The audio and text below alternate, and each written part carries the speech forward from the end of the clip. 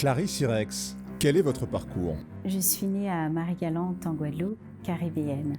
Diplômée de la chambre syndicale de la couture parisienne, couturière et directrice artistique de ma maison de couture basée à Paris. J'ai collaboré avec des marques telles que Madame Grey, Carven, Mugler et lancé en parallèle ma propre ligne.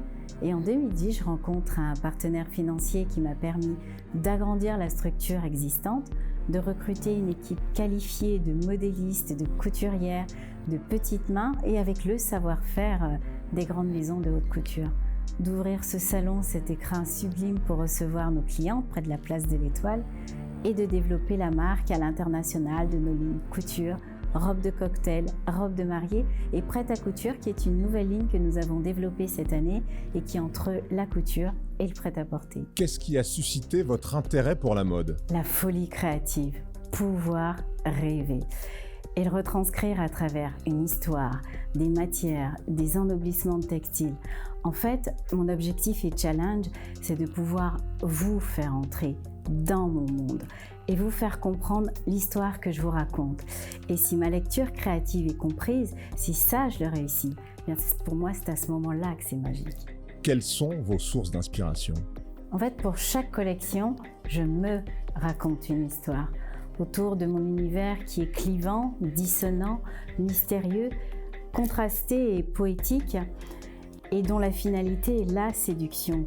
Et tout ça, je le transpose au travers du regard d'un homme sur une femme.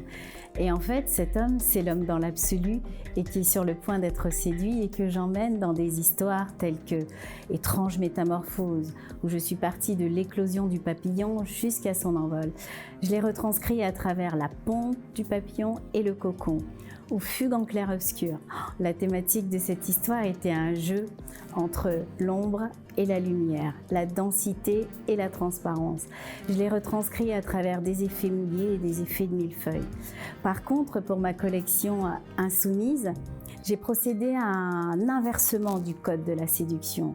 Mon imaginaire s'est plus envolé vers l'attitude d'une femme libre, passionnée, dominatrice. En résumé, je dirais que chacune de mes collections est une métaphore de la séduction. Pouvez-vous décrire votre processus de création ? Toutes mes collections, je les dessine 3-4 ans à l'avance, je les découpe ensuite par saison et je les construis toujours autour de mes 4 codes qui sont les hanches dessinées, les plis, les volumes et les vertugadins. Voilà, les vertugadins, ce sont les crinolines d'époque. À la base, je voulais être costumière et cette passion du costume féerique, théâtral à mes yeux, se reflète dans toutes mes collections. Qui est la femme Clarisse Irex ? La femme Clarisse Irex est une femme qui est entre mon imaginaire, mes héroïnes et mes clientes.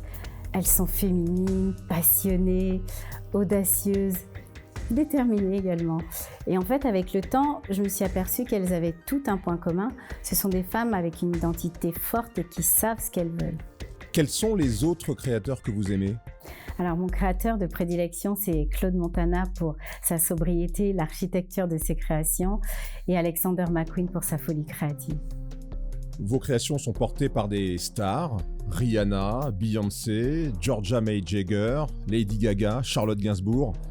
Y a-t-il une de ces personnalités dont vous êtes particulièrement fière ? Alors, je suis extrêmement flattée et heureuse de savoir que de telles célébrités soient entrées dans mon univers et en même temps très émue d'avoir eu la chance de pouvoir les habiller. Si vous pouviez choisir une célébrité pour porter votre prochaine collection, qui choisiriez-vous ? Eva Green pour son côté obscur ou Pink pour sa démesure.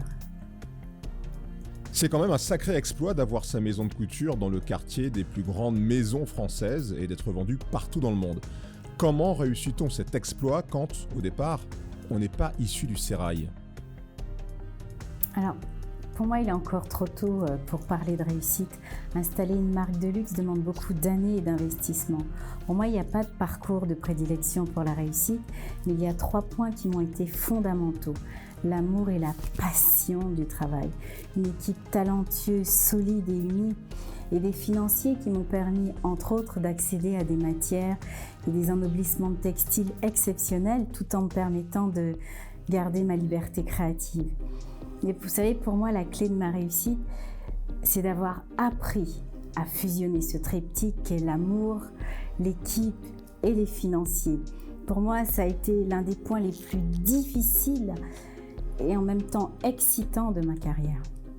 Est-il possible de commander vos pièces et où? Alors vous pouvez commander le sur-mesure via mon salon couture à Paris de nos lignes couture, robes de cocktail et robes de mariée que nous fabriquons dans notre atelier à Paris. Et vous pourrez bientôt commander ma nouvelle collection prête à couture via ma boutique e-shop qui sera très prochainement en ligne. Quelle est la prochaine étape pour Clarisse Irex? L'ouverture de 2 salons couture à New York et à Londres.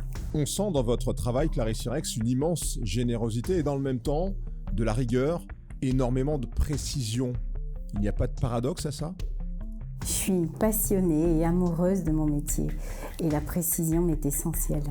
À lire, décrypter votre univers et vos défilés, on sent clairement la volonté de raconter des histoires. Êtes-vous en train de créer une mythologie, Clarisse Irex? Oh, ça c'est à vous de le dire. Marcel Duchamp disait que ce sont les regardeurs qui font les tableaux.